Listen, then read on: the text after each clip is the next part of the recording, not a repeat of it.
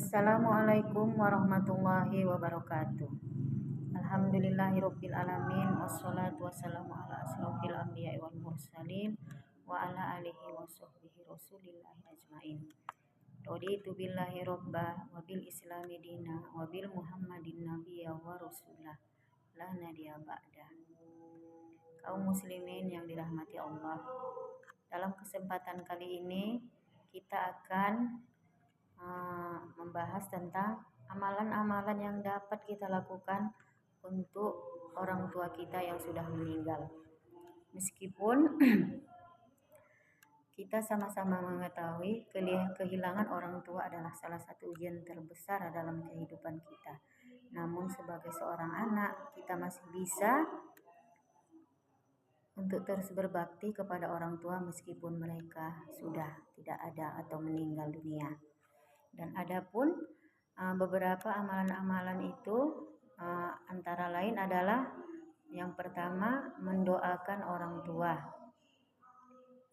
Mendoakan orang tua adalah salah satu bentuk bakti kita yang paling utama yang dapat kita lakukan sebagai seorang anak.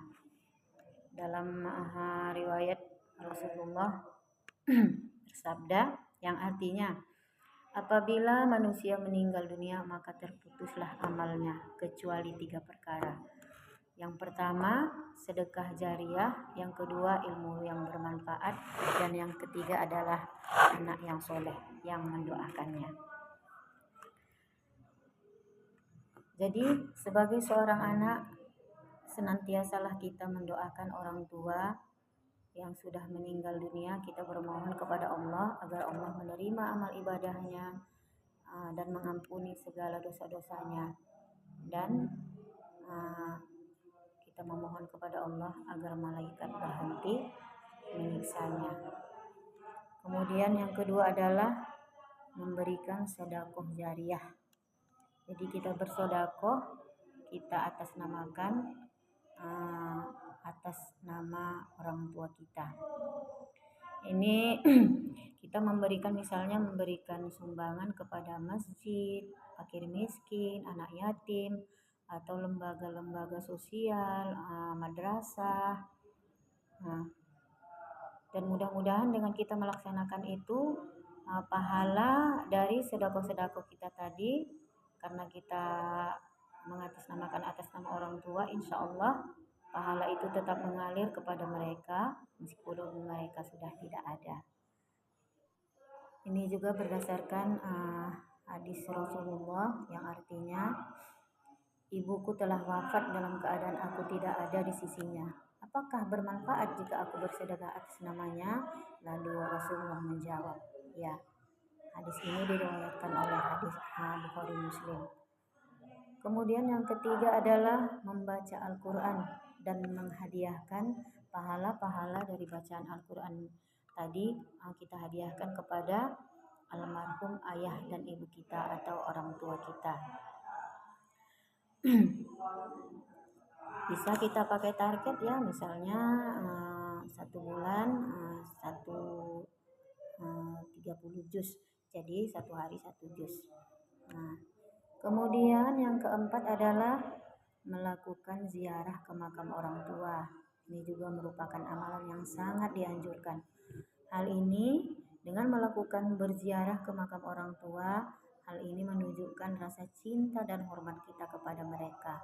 Ketika ziarah, maka kita bacakanlah doa dan surah untuk mereka, dan mohonlah ampunan, rahmat dan kasih sayang Allah untuk mereka sebagai tanda ingatan dan kasih sayang kita kepada orang tua.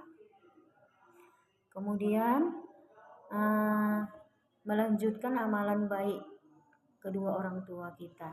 Misalnya ketika orang tua kita masih ada atau masih hidup, beliau suka bersedekah kepada fakir miskin, anak yatim, atau beliau senantiasa melakukan puasa sunnah, maka kita bisa melanjutkan amalan-amalan tersebut ya.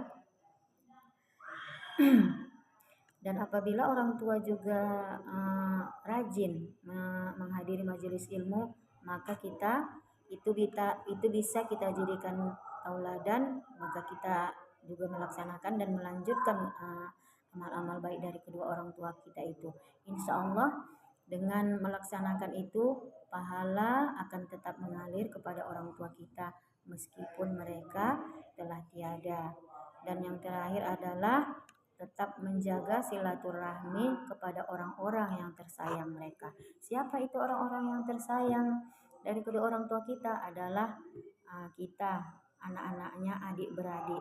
Jangan ketika orang tua sudah tidak ada maka kita memutus tali silaturahmi, misalnya karena perkara warisan dan sebagainya. Nah, dengan demikian maka insya Allah orang tua kita akan tetap mendapatkan pahala yang berkelanjutan di alam kuburnya, dan Allah melindungi dan memberikan rahmatnya kepada almarhum kedua orang tua kita. Demikianlah, mudah-mudahan dapat bermanfaat bagi kita bersama. Lebih dan kurang saya mohon maaf. Wabillahi taufiq wal hidayah. Assalamualaikum warahmatullahi wabarakatuh.